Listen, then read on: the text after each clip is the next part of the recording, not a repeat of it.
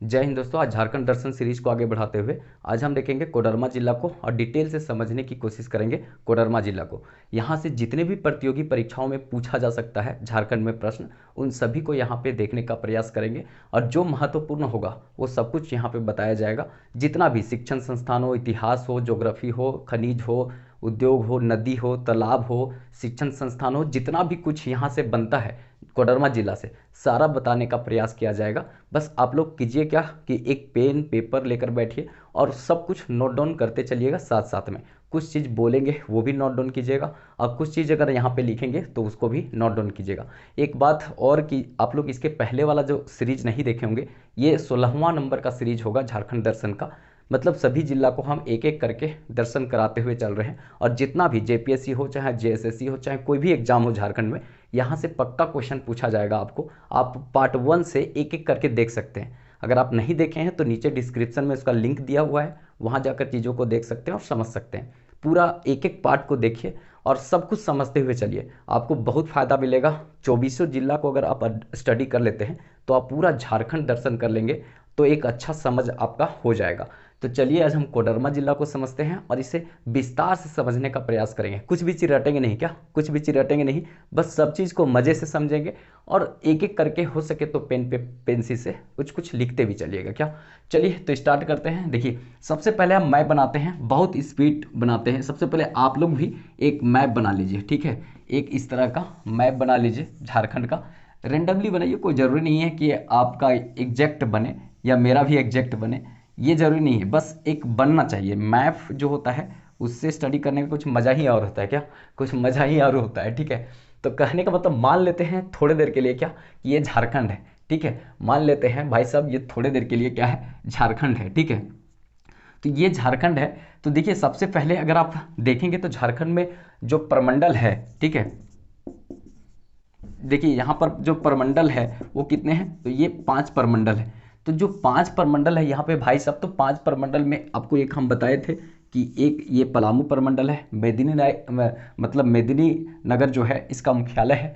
फिर उसके बाद मतलब एक ये संथाल परगना है, तो ये संथाल परगना अभी तक नहीं पढ़ाए हैं, इसके बाद हमको इसी को पढ़ाना है, संथाल परगना ही पढ़ाना है। ये पलामू मेदिनी नगर पूरा खत्म कर चुके हैं, 3 जिला, इधर 6 जिला पड़ता है संथाल परगना में।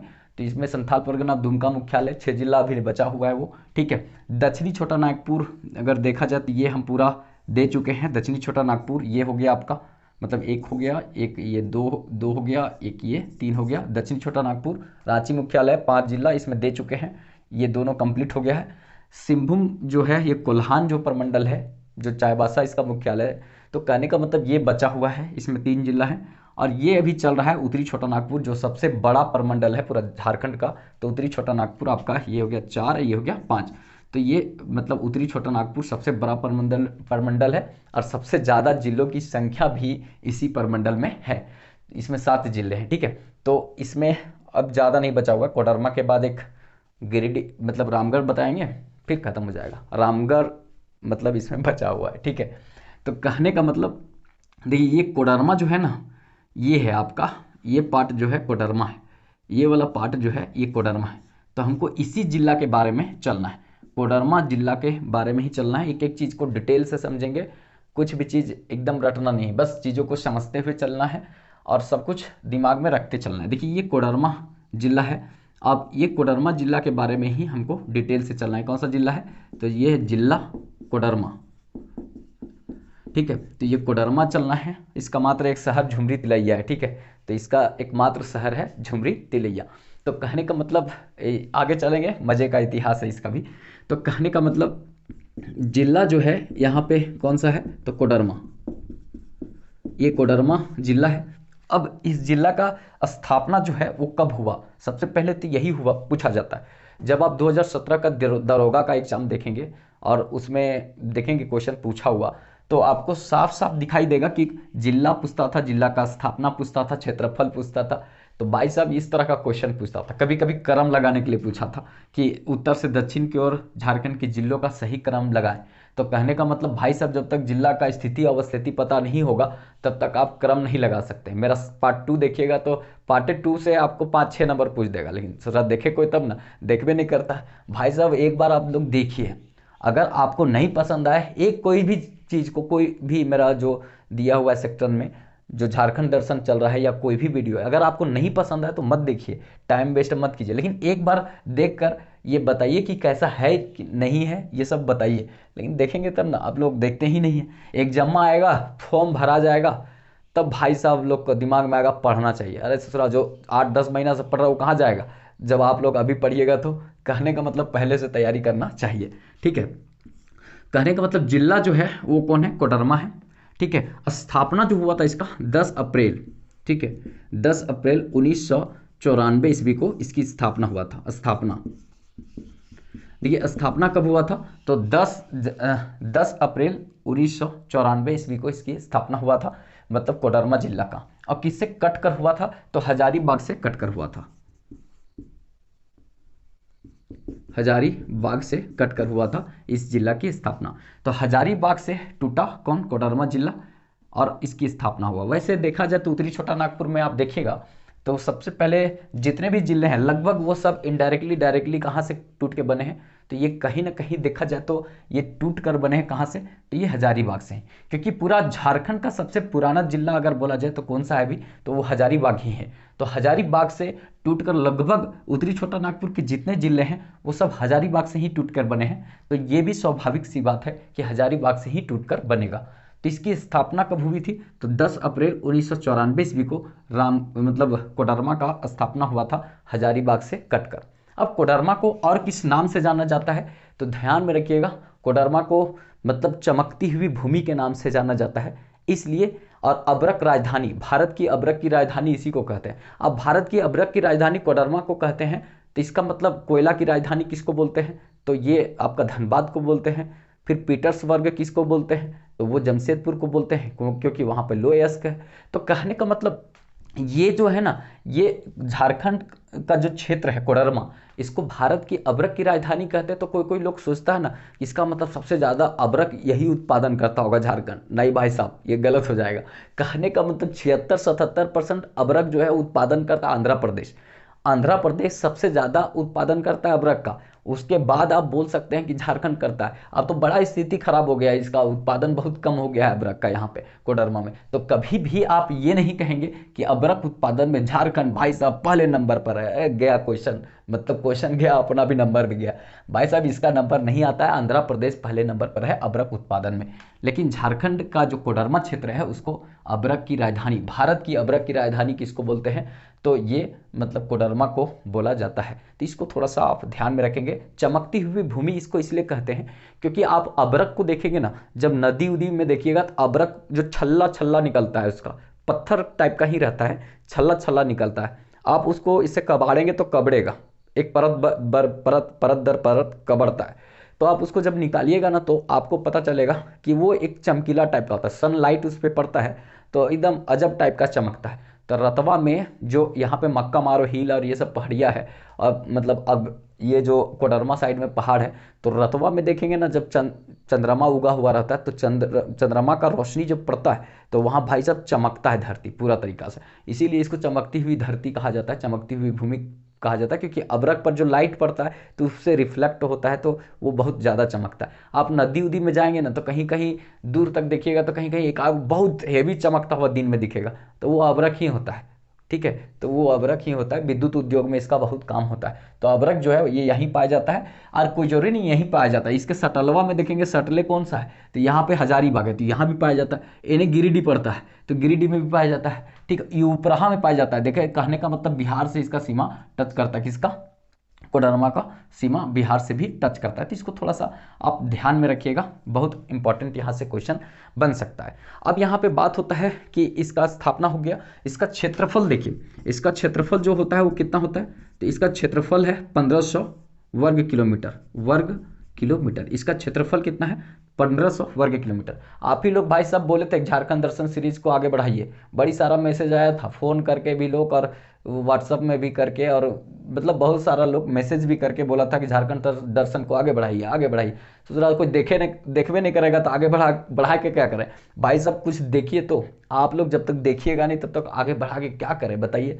अगर आप लोग का सपोर्ट मिलेगा तभी चैनल चलेगा, नहीं तो अगर आप लोग का सपोर्ट नहीं मिलेगा तो भाई साहब हम लोग क्यों करेंगे मेहनत, ठीक है। तो थोड़ा सा आप लोग सहयोग कीजिए, साथ दीजिए, थोड़ा बढ़ाइए इसको, तभी चलेगा। हम झारखंड दर्शन को रोक कर रखे हुए थे, बहुत मेहनत लगता है, सब कुछ बताना पड़ता है एक जिला में, लेकिन आप लोग देखिएगा नहीं। तो जब देखिएगा नहीं तो फिर पढ़ा के क्या फ़ायदा, ठीक है। व्यू जब तक नहीं आएगा, जब तक आप लोग थोड़ा शेयर नहीं करेंगे, लाइक नहीं करेंगे, कॉपरेट नहीं करेंगे, तब तक नहीं हो पाएगा, क्योंकि ये नया नया चैनल है। तो इसमें आप लोग का सहयोग बहुत चाहिए प्यारे भाइयों, ठीक है। दीदी लोग को नहीं कहते क्या, दीदी लोग को नहीं कहते, वो सब नहीं करती है, ठीक है।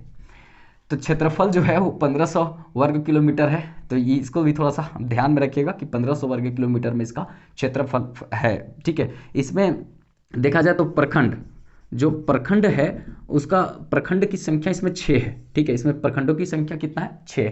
किसमें, कोडरमा में। कभी कभी गलती से पूछ दे तो इसको ध्यान में रखिएगा, प्रखंडों की संख्या कितना है, 6।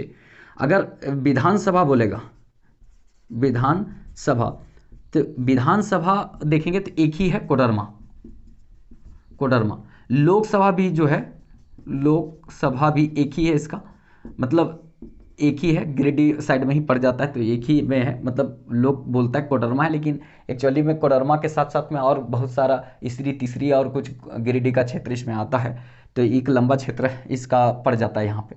तो लोकसभा क्षेत्र ये हो गया, विधानसभा क्षेत्र हो गया, प्रखंडों की संख्या यहाँ पे हो गई, ठीक है। लिंगानुपात जो है, लिंगानुपात जो है वो दिमाग में रखिएगा, 950 है प्रति 1000 पुरुष पर।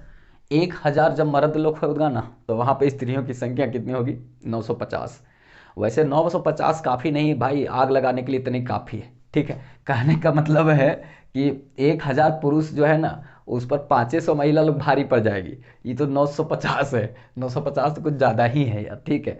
तो कहने मतलब आग लगाने के लिए काफ़ी, 1000 पर एक ही, मतलब भाई साहब छोड़िए क्या बोले इसमें, ठीक है। तो लिंगानुपात हो गया। इसमें एक चीज़ और बहुत अच्छा पढ़ने की जरूरत पड़ता है, तो इतना लिंगानुपात 950 हो गया।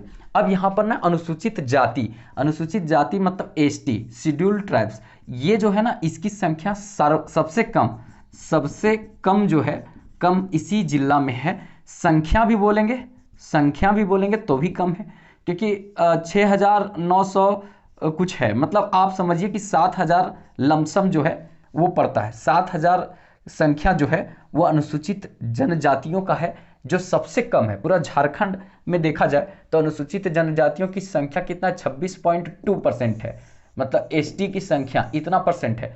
लेकिन इसमें सबसे कम अगर बोला जाए तो जनसंख्या जो है एसटी का कहाँ पे है, तो कोडरमा में पड़ता है। और प्रतिशत में भी बोला जाए तो प्रतिशत में भी कम है, 0.96% मात्र जो है वो अनुसूचित जनजाति है। तो आपसे कभी भी पूछेगा कि अनुसूचित जनजातियों की संख्या सबसे कम कहाँ पे है, तो सबसे कम कहाँ पे है, कोडरमा में है। संख्या में भी सबसे कम कोडरमा में है, और प्रतिशत में भी सबसे कम कोडरमा में ही है। अगर आपको पूछे कि सबसे ज्यादा संख्या में अनुसूचित जाति कहाँ पे है, तो भाई साहब रांची में। संख्या में पूछे तो रांची में, जो यहाँ पे है राजधानी, इसमें सबसे ज्यादा अनुसूचित जाति हैं। और अगर प्रतिशत में पूछे तो इसी के निचवा में यहाँ पे लगा हुआ है खुट्टी, तो प्रतिशत में सर्वाधिक जो है संख्या है अनुसूचित जाति का, कहाँ, खुट्टी में। और सबसे कम सबसे अधिक संख्या में कहाँ पे है, तो ये रांची में। तो इसको थोड़ा सा आप ध्यान में रखिएगा, क्योंकि यहाँ से एक क्वेश्चन बनने का चांस बनता है। कहने का मतलब अभी के समय में जनजाति से बहुत ज़्यादा क्वेश्चन पूछा जाता है। आप देखेंगे 7 to 10 जेपीएससी में 2 क्वेश्चन जनजाति से पूछा था, सबसे बड़ी जनजाति और दूसरी सबसे बड़ी जनजाति, दोनों क्वेश्चन पूछ दिया था भाई साहब। किसी का सही हुआ तो दोनों हुआ, किसी का गलत हुआ तो दोनों हुआ। कैसे, कहने का मतलब हम भी पढ़ा रहे थे तो ऑफलाइन तो बहुत लोग को बताए थे कि भाई गलत नहीं करना, लेकिन गलत करके आ गया लोग। कहने का मतलब है कि अगर देखा जाए तो भील जो है वो सबसे बड़ी जनजाति है, क्योंकि इसका 17 मिलियन जनसंख्या है भाई साहब, 17 मिलियन है, सबसे बड़ी जनजाति है। बीपीएससी 67वें में भी पूछा कि सबसे बड़ी जनजाति कौन है, अब वहां भी गोंड और भील है। अब गोंड जो है, गोंड जो जनजाति है, ये मात्र 14 मिलियन इसकी आबादी है, तो 14 मिलियन गोंड का है, भील का 17 मिलियन है। तो भील सबसे बड़ी जनजाति है भारत की, और दूसरी सबसे बड़ी जनजाति गोंड है, और झारखंड की सबसे बड़ी जनजाति संथाल है। तो कहने का मतलब भाई साहब बढ़िया से नहीं पढ़िएगा तो चल जाइएगा। बीपीएससी में ये क्वेश्चन पूछ करके फंसाया था, फिर उसके बाद 6 to 10 मतलब 7 to 10 जेपीएससी में भी पूछा।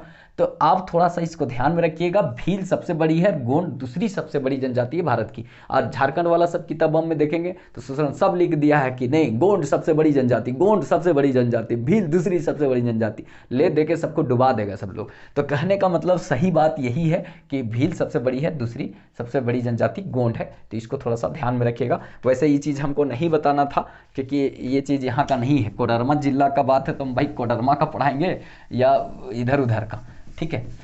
तो ये बेसिक बात जो है वो आपको आई होप यहाँ तक तो समझ में आ गया होगा, जो मेनली जानने वाला चीज़ था। और आबादी यहाँ पे ज़्यादा नहीं है, आबादी अगर देखेंगे तो 7.5 लाख, 7,16,000 के आसपास में आबादी है इसका। तो आबादी खास नहीं है, इसीलिए शहर भी नहीं है। शहर 80% लोग ग्रामीण में लोग निवास करता है यहाँ, ठीक है। तो शहर यहाँ नाम मात्र का एक झुमरी तिलैया, और बाकी कोई शहर नहीं है। 7 लाख आबादी यहाँ पे निवास करती है। अब बात आता है कि अब हम यहाँ पे आते हैं इतिहास में, ठीक है। इतिहास, इतिहास मतलब जो बीत गया वही बन गया इतिहास। तो इतिहास के पन्नों में देखें तो इसका प्राचीन भारत जो है, प्राचीन भारत पहला आता है। प्राचीन इतिहास मतलब में कोडरमा का योगदान रहा, ठीक है। यहाँ पे कोडरमा का जोड़ देते हैं, कोडरमा का। तो प्राचीन अगर इतिहास देखेंगे ना तो कोडरमा का कोई ज़्यादा योगदान नहीं है प्राचीन इतिहास में। बस एक जो सतगावा क्षेत्र है, सतगावा, तो ये जो सतगावा क्षेत्र है ये प्राचीन भारत के इतिहास से जुड़ा हुआ है, क्योंकि यहाँ पे गुप्तकालीन जो मंदिर का अवशेष मिला है, गुप्तकालीन जो मंदिर है इसका अवशेष यहाँ से मिला है। कहाँ से? सतगावा से। अब बोलिएगा भाई साहब सतगावा तो हजारीबाग में है, सब किताब में लिखा हुआ है।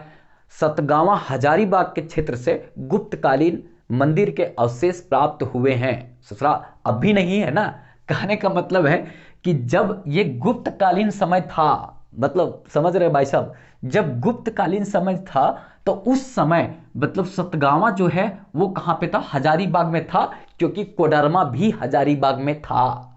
कोडरमा उस समय नहीं बना था। तो कहने का मतलब है कि जब कोडरमा नहीं बना था, केवल हजारीबाग हुआ करता था, उस समय सतगावा हजारीबाग में था। लेकिन अभी जो सतगावा है वो कहाँ पे है? तो वो आपका कोडरमा में है, ठीक है। अभी जो सतगावा है वो कोडरमा में है। तो गुप्तकालीन मंदिर का जो अवशेष है, मंदिर का अवशेष जो है वो कहाँ से प्राप्त हुआ है? तो ये आपका मतलब प्राप्त हुआ है सतगावा से। और सतगावा जो है वर्तमान में कहाँ पे है? तो कोडरमा में है। देखिए दो क्षेत्र था, एक सतगावा और एक है गावा। तो गावा और सतगावा, देखिए कहने का मतलब गावा सतगावा सब था वो कहाँ पे था? हजारीबाग में था। लेकिन जैसे इसका विभाजन हुआ, और विभाजन के बाद गिरिडीह बना, तो गिरिडीह के क्षेत्र में गावा चला गया। उपराहा में देखेंगे ना भाई साहब, गिरिडीह जो ये वाला एरिया जो देख रहे हैं, ये वाला गिरिडीह एरिया, तो ये उपराहा वाला जो क्षेत्र है, इस क्षेत्र में तीसरी सब पड़ता है, समझे। तो ये इसरी तीसरी जो क्षेत्र पड़ता है ना, यही क्षेत्र में बगल में यहाँ गावा पड़ता है, ठीक है। इसरी तीसरी साइड में ये गावा पड़ता है एकदम ऊपरे में। और इसी से सटल, इसी से चिपकल जो है वो कौन है इधर? तो इधर है सतगावा। तो आज सतगावा जो है वो कोडरमा में चला गया। हजारीबाग से जब कोडरमा अलग हुआ तो गावा जो है वो चला गया कहाँ पे? तो वो चला गया आपका गिरिडीह में। और सतगावा कहाँ चला गया? तो वो चला गया आपका कोडरमा में। तो ये आपको समझ में आ गया होगा। तो इसको थोड़ा सा ध्यान में रखेंगे, तो इसीलिए इसकी चर्चा यहाँ पे थोड़ा सा की जाती है। अब आ जाते हैं मध्यकालीन, ठीक है, मध्यकालीन इतिहास। देखिए मध्यकालीन इतिहास अगर देखा जाए तो मध्यकालीन इतिहास में भी कोई खास योगदान कोडरमा का नहीं रहा है, मतलब भारत के इतिहास में या झारखंड का इतिहास में।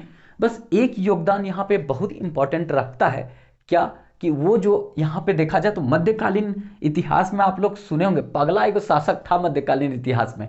मतलब पगला शासक जानते हैं? मोहम्मद बिन तुगलक।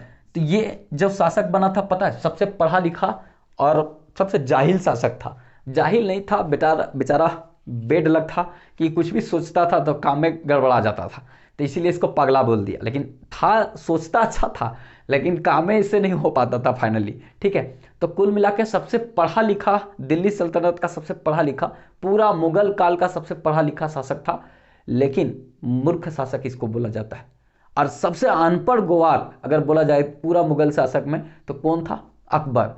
लेकिन भाई साहब मतलब वो गवार शासक था लेकिन सबसे चालाक था, मतलब नगाड़ा बजाता था, क्या कहें मतलब। तो ये जो शासक था एमबीटी, इसी के बाद आया एफबीटी। एफबीटी तुगलक वंश का शासक था। एमबीटी के गयासुद्दीन तुगलक जो है तुगलक वंश की स्थापना किया था। उसके बाद एमबीटी आया, उसके बाद एफबीटी आया। एफबीटी जो आया था ना, मतलब यही भाई साहब क्या किया था, ब्राह्मणों पर भी जजिया कर लगा दिया था। यही शासक था एफबीटी, फिरोज शाह तुगलक, यही ब्राह्मणों पर भी जजिया कर लगाया था। आप लोग को शायद पता होगा, मध्यकालीन इतिहास पढ़िएगा तो सब कुछ आपको पता चल जाएगा। और 24 तरह का कर को समाप्त करके 4 तरह का कर लगाया था ये, ठीक है। अच्छा कुछ काम किया था, ठीक है। तो ये अगर दिल्ली सल्तनत का अकबर इसको कहा जाता है, मतलब दिल्ली सल्तनत में ये अकबर के जैसा कुछ काम किया था। वैसे हमको इतना नहीं बताना है, बस खाली दिमाग में रखना है। ये एफबीटी जो था ना फिरोज शाह तुगलक, उसको यहाँ पे आना था उड़ीसा, ये उड़ीसा आना था यहाँ पे लड़ाई करने, इधर से उपराहा से इधर से आना था उड़ीसा। तो जब भाई साहब जब नीचे आ रहा था उड़ीसा, तो इसके पहले ये क्या किया कि उड़ीसा आने से पहले झारखंड में घुसा। तो झारखंड में जैसे घुसा ना, तो ये ऊपर में कोडरमा साइड में या हजारीबाग के साइड में यहाँ पर पड़ता था कौन, यहाँ पर पड़ता था कौन, सतगावा। तो सतगावा जो पड़ता था यहाँ पे, ठीक है, सतगावा। तो ये जो सतगावा पड़ता था, इस सतगावा पर क्या किया, ये अटैक कर दिया, आक्रमण। कहने का मतलब इसको जाना था उड़ीसा आक्रमण करने के लिए, ससुरा अटैक कर दिया कहाँ पे, तो ये अटैक कर दिया यहीं पे कोडरमा वाला साइड में सतगावा में। और सतगावा को अटैक किया, जीता भी, या आक्रमण किया और इसको जीता भी, और इसको क्या किया कि राजधानी बना दिया। तो मध्यकालीन इतिहास में फिरोज शाह तुगलक जो है वो जब उड़ीसा आक्रमण पर जा रहा था, तो उस समय बीच में जो कोडरमा वाला क्षेत्र होता है वहां पे रुका और सतगावा जो था उस पर अटैक किया, और सतगावा को अटैक करने के बाद उसको अपना राजधानी बनाया। तो इतना के लिए मध्यकालीन इतिहास में ये सतगावा जो है यहाँ भी फेमस हो गया।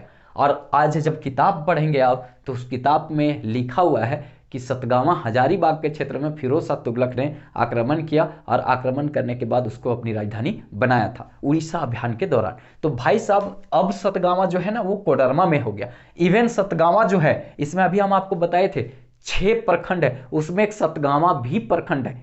आप कोडरमा में जाएंगे तो सतगावा एक प्रखंड है कोडरमा का। तो कहने का मतलब है कि कोडरमा अब हजारीबाग में नहीं है, अब ये कहाँ पे है, सतगावा में, ये आपका कोडरमा में पड़ता है, ठीक है। तो ये समझ में आ गया होगा। अब आ जाते हैं मतलब आधुनिक इतिहास में, ठीक है। तो आधुनिक इतिहास में इसका क्या योगदान रहा है, इसको थोड़ा सा हम चलते हैं और इसको समझते हैं कि आधुनिक इतिहास में कोडरमा का क्या योगदान रहा है। मोदी भाई लोग क्या किया यहाँ पे, ठोपे ठोपे भाई लोग, देखिए कहने का मतलब है आधुनिक इतिहास में कोडरमा का योगदान,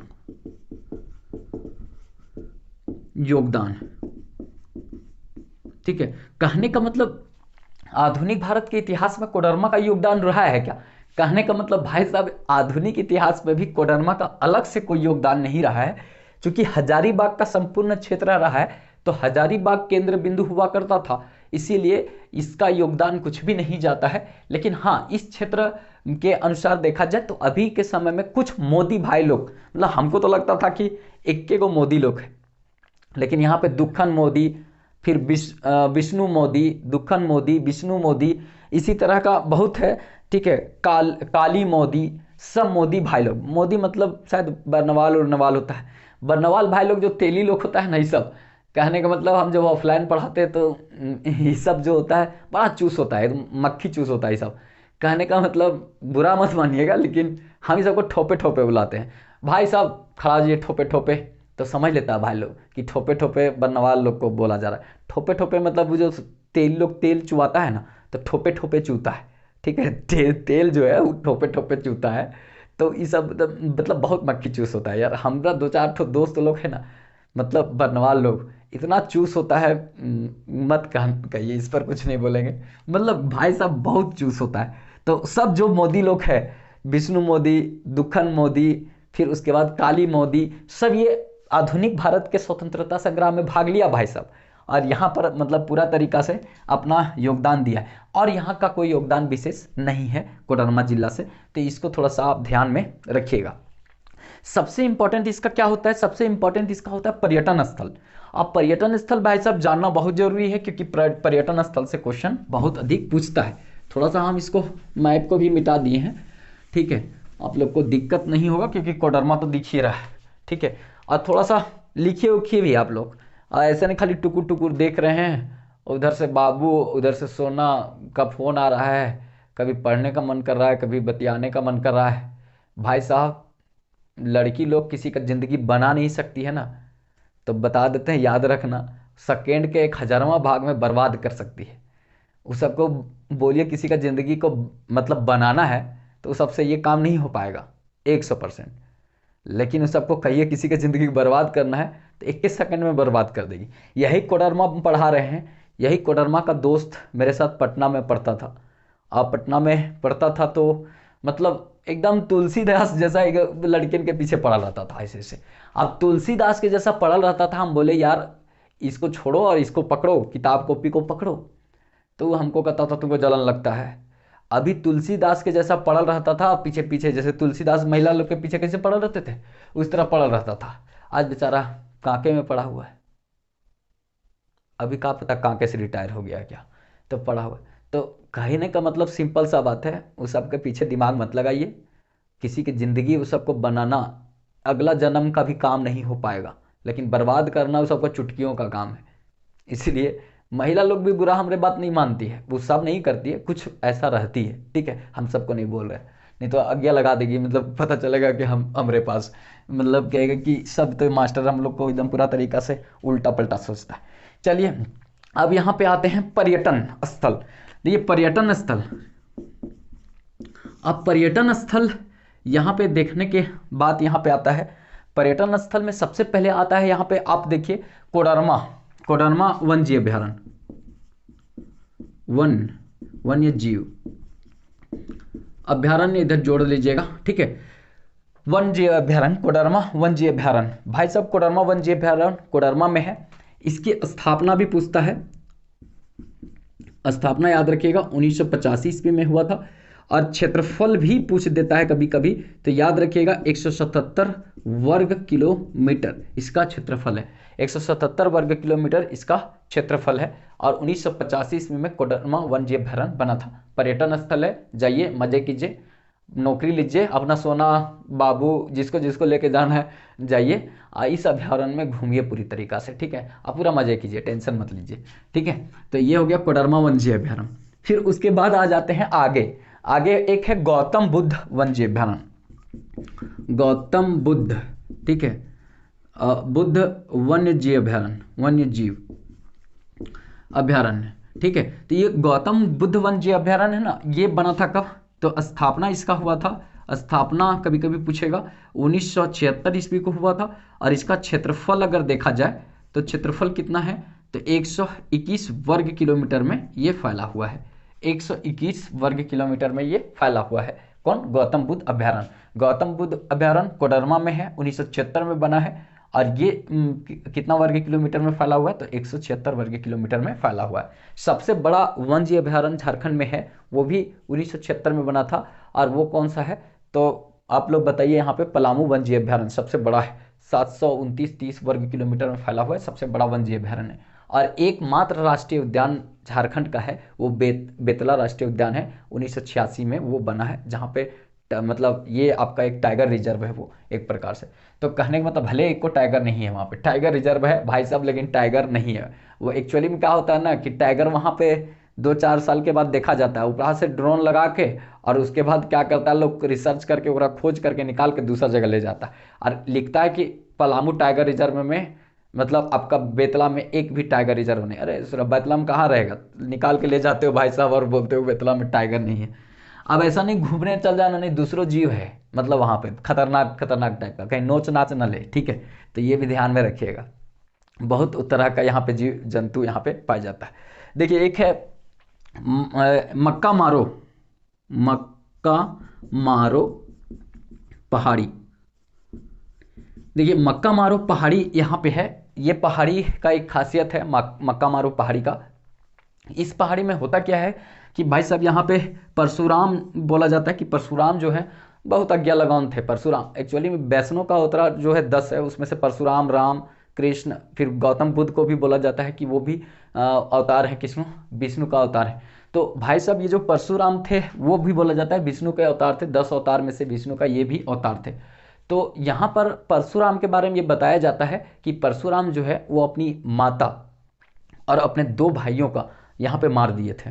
यहाँ पे कहाँ, मक्का मारो, मक्का मारो नामो भी है, मक्का मारो, ठीक है, इसीलिए शायद नाम पड़ा होगा कि ये मक्का, मक्का मारो मतलब माँ को ये मार दिए थे पहाड़ी में, ठीक है, इसीलिए पहाड़ का मक्का मारो नाम है। और यहाँ पर मतलब मंदिर भी है और मेला भी लगता है। मक्का मारो मेला कहाँ लगता है, तो मक्का मारो मेला जो है वो कोडरमा में लगता है, याद रखिएगा। मक्का मारो हिल कहाँ पे है, पहाड़ कहाँ पर है, तो कोडरमा में है। और मक्का मारो मेला भी कहाँ लगता है, तो कोडरमा में लगता है। ये भी एक तीर्थ स्थल है, यहाँ पे घूमने जा सकते हैं, ठीक है। एक है माँ चंचला देवी, देवी मंदिर, तो ये भी फेमस है। माँ चंचला मंदिर जो है वो भी फेमस है, इसको भी आप घूम सकते हैं, देख सकते हैं पूरी तरीक़ा से। सतगावा मंदिर भी है। सतगावा आपको कहीं भी आएगा तो कोडरमा मानना है, क्या कोडरमा ही मानना है, क्योंकि सतगावा जो है कोडरमा में ही है, ठीक है। तो सतगावा मंदिर पूछे तो भी, माँ चंचला मंदिर पूछे तो भी, ये सब कहाँ पे है, तो कोडरमा में। तो इसको थोड़ा सा आपको ध्यान रखना है। तो यहाँ पर ये चीज़ हो गया। और एक है देवर घाट, ठीक है, देवर घाट, ठीक है, देवर घाट। ये जो देवर घाट है ना, मतलब देवर भोजाए वाला घाट, देवर भोजाए वाला देवर नहीं है ये भाई साहब, देवर है, देवर घाट, ठीक है, मतलब देवर ऐसे लिखा हुआ है, देवर घाट, ठीक है। तो देवर घाट जो है ये वो देवर भोजाए वाला देवर नहीं है, ये देवर घाट है, ठीक है। अब ये जो देवर घाट है वो कहाँ पे है, तो वो देवर घाट कहाँ पे है, तो कोडरमा में ही पड़ता है। तो इसको भी आप थोड़ा सा ध्यान में रखेंगे, देवर घाट कहाँ पे पड़ता है, तो कोडरमा में। तो देवर घाट घूम सकते हैं, कोडरमा वन्य जीव अभ्यारण्य घूम सकते हैं आप, यहाँ पे गौतम बुद्ध अभ्यारण्य घूम सकते हैं, फिर मक्का मारो पहाड़ी घूम सकते हैं, चंचला देवी मंदिर घूम सकते हैं, इसके बाद सतगावा मंदिर घूम सकते हैं, तिलैया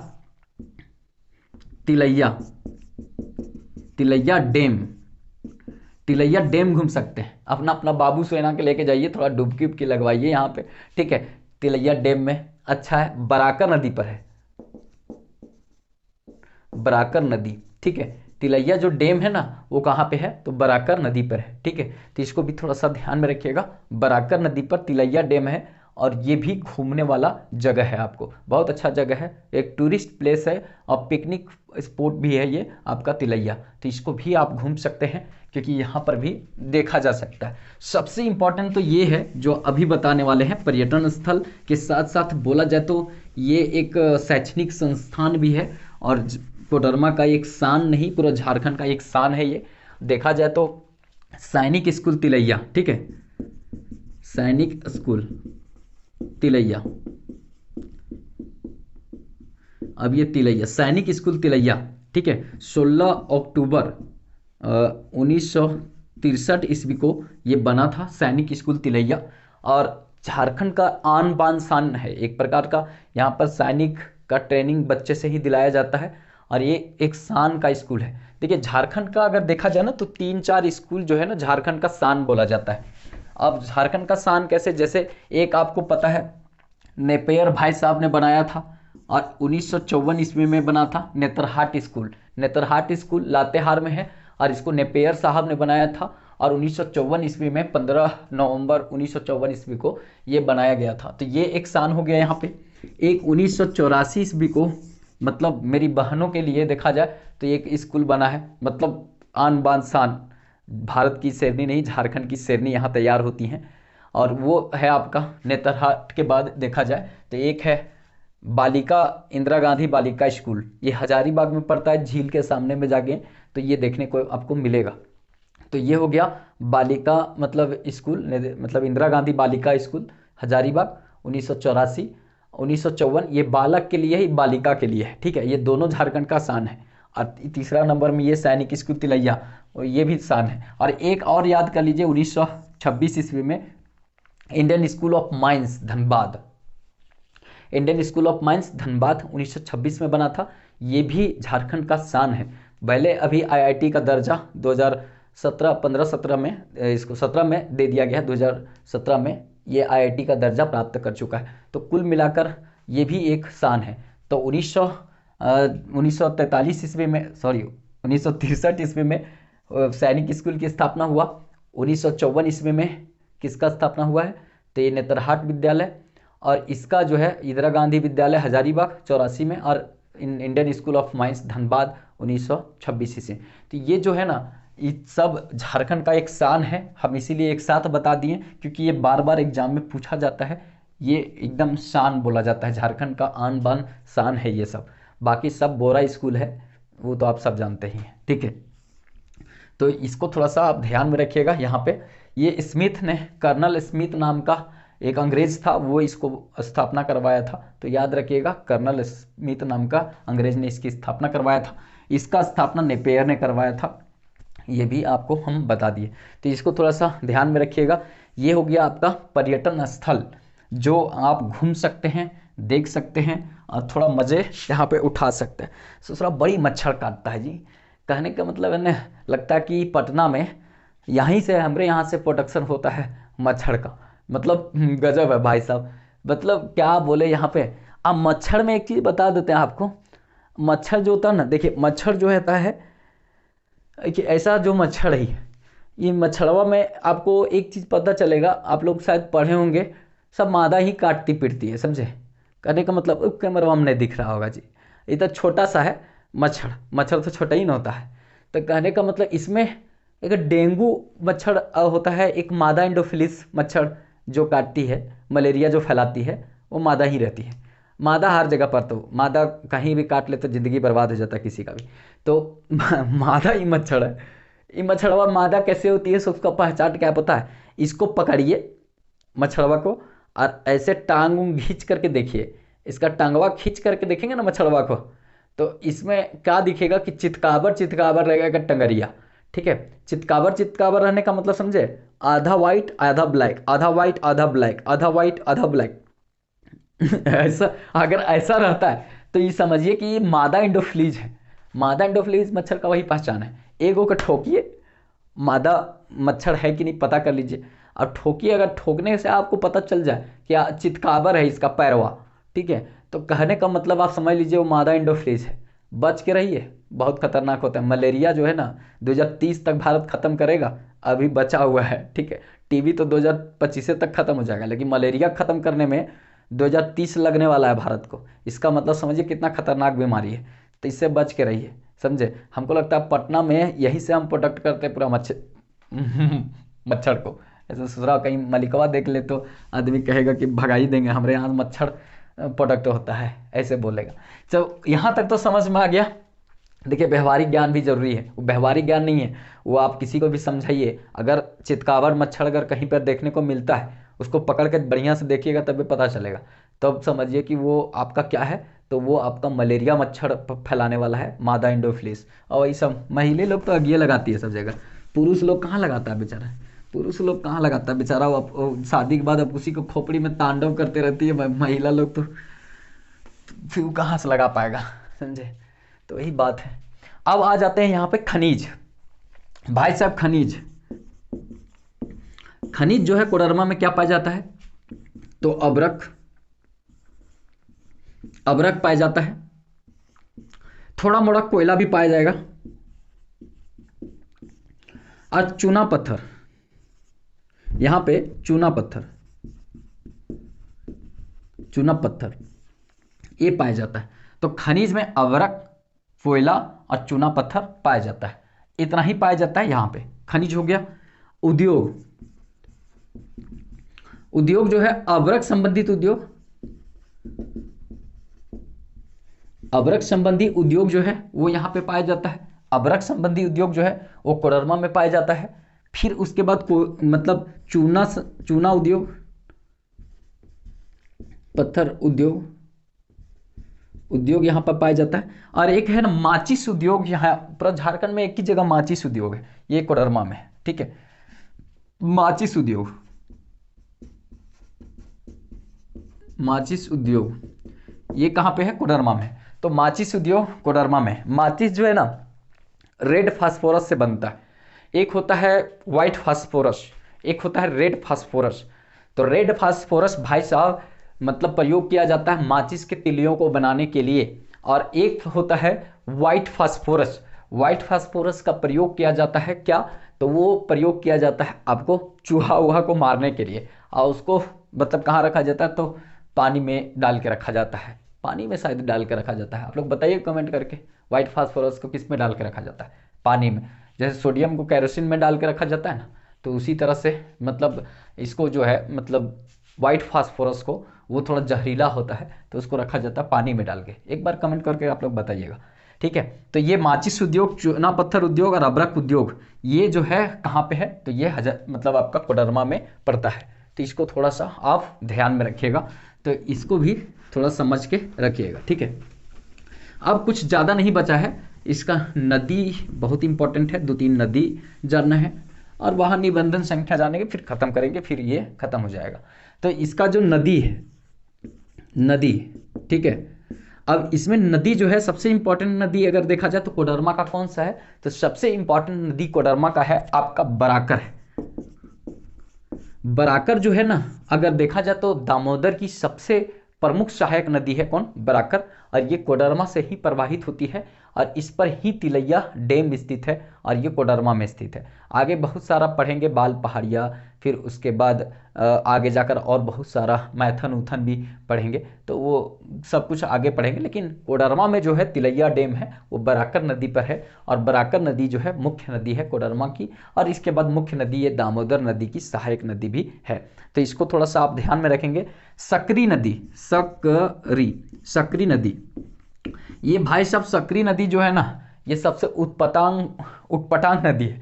उत्पटांग नदी इसलिए बोलते हैं क्योंकि ये ना मतलब जब बहती है तो मार्ग बदलने वाली झारखंड की नदी कही जाती है ये।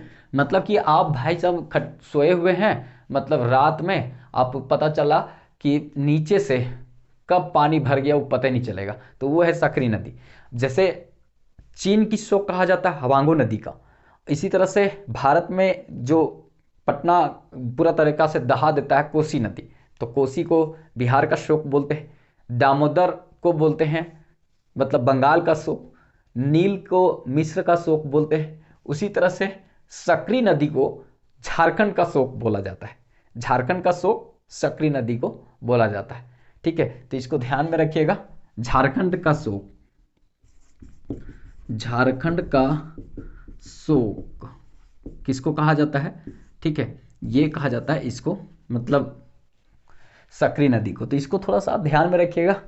और देखिए इस तरह से पढ़ने से आपको फायदा क्या होगा, कुछ कुछ रिलेट करके इधर उधर का बात भी जो बताते हैं ना वो सब आपका काम का ही है, इसीलिए बताते हैं। तो थोड़ा वो सब को भी ध्यान में रखिएगा। ऐसा नहीं वो सब बेगारी नहीं है, ठीक है, वो भी ज़रूरत का भी है। एक है मतलब यहाँ पे छोटा नारी, ठीक है, एक है छोटा नारी, छोटा नारी नदी भी है। अरे ये इंपॉर्टेंट नहीं है, तो इतना ही याद रखिएगा। बराकर और सकरी नदी ये दोनों का खासियत है, इसीलिए इंपॉर्टेंट है। ये छोटा नारी ये सब गाँव तरफ में जो बहता है वो एकागो लिख देता है लोग, तो इसको नहीं दिमाग में रखना है, जितना हम बताएं उसी को दिमाग में रखना है। और एक है वाहन निबंधन संख्या, ठीक है, वाहन निबंधन संख्या। देखिए वाहन निबंधन संख्या जो है ना इसका है JH, जो गड़िया में लिखा रहता है ना पीछे JH12। जैसे धनबाद का है JH13, इसका है सॉरी धनबाद का JH10, इसके बाद JH13 जो है वो चतरा का है, फिर उसके बाद JH2 हजारीबाग का है, इसी तरह से JH1 रांची का है, ठीक है। तो पुलिसवन को कुछ पता रहे चाहे नहीं, ये वाला नंबर वो पता रहता है, ठीक है।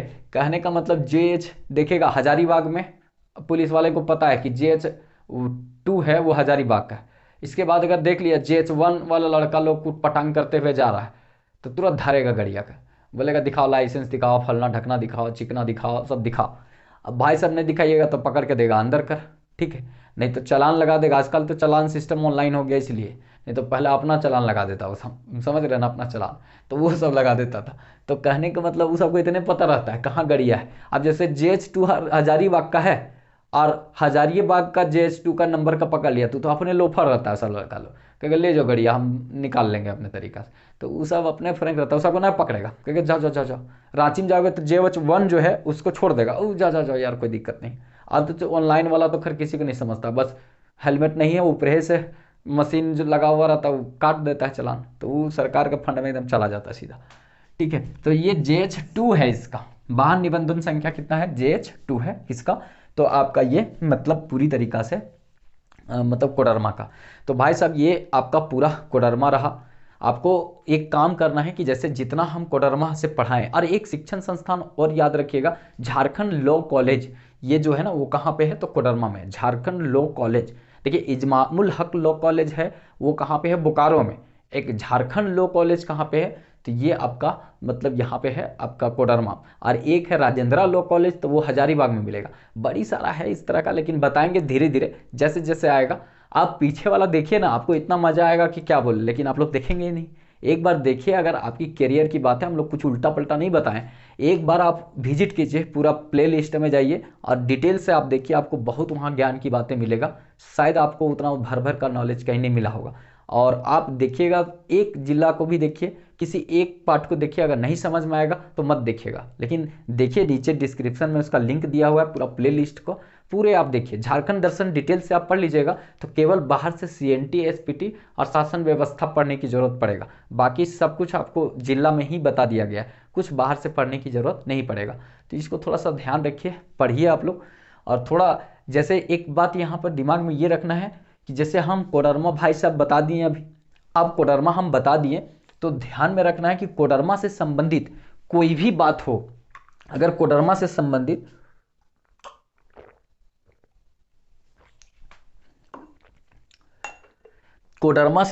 अगर कोई भी बात हो जो हम यहाँ नहीं बता पाए या तो छूट गया, क्योंकि हमारा तो खोपड़िया एकेगा ना भाई साहब, आप लोग का पास तो बड़ी सारा खोपड़ी है। तो कहने का मतलब अगर गलती से अगर कुछ छूट गया हो, लग रहा हो कि गलती से कुछ छूट गया है, तो उस कंडीशन में करना क्या है कि उसको नीचे डिस्क्रिप्शन में, मतलब आपको डिस्क्रिप्शन में मैसेज बॉक्स में लिख देना है कि भाई साहब ये छूट गया। अगर हमको अच्छा लगेगा तो उसको पिन कर देंगे, तो सबसे ऊपर मैसेज बॉक्स में दिखेगा। तो भाई साहब कम से कम ना ऊपर दिखने के लिए आपको क्या करना होगा कि बढ़िया बढ़िया कमेंट करना होगा। जैसे आपको कुछ लगे कि यहाँ बहुत अच्छा बात था, ये बताना था, ये छूट गया, तो उसको आपको लिख दीजिए, मैसेज कर दीजिए। तो हम उसको तुरंत क्या करेंगे कि उस मैसेज को मतलब हम पिन कर देंगे। कुछ भी आपको लगे, कोडरमा वाले भाई लोग खास करके, अगर मतलब जो भी लगे कि ये इंपॉर्टेंट बात था, इसको बताया जाना था, ये पूछा जाएगा एग्जाम में, तो उसको मैसेज बॉक्स में लिखिए। लोग पढ़ेंगे तो आपको भी थोड़ा सा एक अच्छा लगेगा कि लोग का जानकारी देने का सोर्स आप बने। और उसके बाद थोड़ा आपको भी लगेगा कि नहीं, हम भी इस चैनल का एक पार्ट बने, कि कुछ नॉलेज शेयर किए हैं। ठीक है, एकदम बिंदास शेयर कीजिए। आप लोग जितना शेयर करेंगे बहुत खुशी मिलेगा, मतलब जितना ज़्यादा कमेंट करेंगे। थोड़ा लाइक उक कर दीजिए, अगर आप लोग को अच्छा लगे तो लाइक कर दीजिए, अभी नया नया चैनल है। थोड़ा आप लोग का अगर सहयोग और सपोर्ट मिलेगा तो इसमें मेरा टीम जो है मेंस PT सब पर काम करने वाली है। हम पूरा जिला दर्शन खत्म करने के बाद झारखंड का JPSC का सिलेबस एक टॉपिक पूरा तरीका से हम टॉपिक बाय टॉपिक चलेंगे, जैसा सिलेबस में, और टॉपिक बाय टॉपिक चलेंगे, पूरा धज्जियाँ उड़ा देंगे झारखंड को वैसे ही। ठीक है, तो इसीलिए कुछ टेंशन लेने का नहीं है, बस थोड़ा शेयर वेयर किया कीजिए, अच्छा तो लगे तो एक लाइक कर दीजिए। और अगर चैनल सब्सक्राइब नहीं किए होंगे तो वो लाल वाला बटन है ना, उस पर आप मक्का मारो, हिल पहाड़िया उठा के पटकिए, या फिर आपने क्या कीजिए, अपने डांस कीजिए, मतलब छऊ नृत्य उस पर। ठीक है, क्या छऊ नृत्य उस पर कीजिए, बस वो दबा जाना चाहिए, क्या बस वो दबा जाना चाहिए। तो चलिए फिर मिलेंगे नेक्स्ट वीडियो में, तब तक के लिए जय हिंद।